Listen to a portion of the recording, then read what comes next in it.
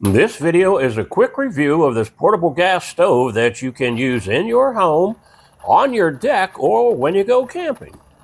Coming up, I'll show you how long it takes to boil water, but first, let me share something that could save you some money. When inserting a new butane canister to make the gas flow, you must push the lever in the front down.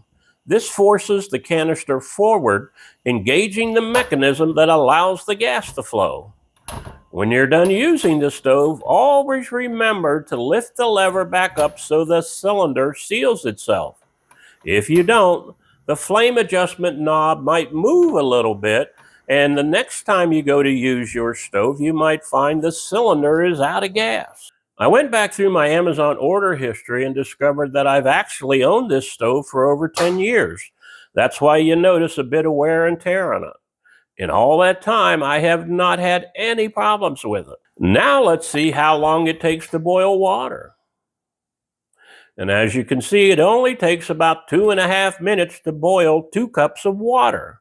If you live in an area of the country where you lose power from time to time, like Florida, this stove with extra butane cylinders should be part of your survival kit. Thanks for watching.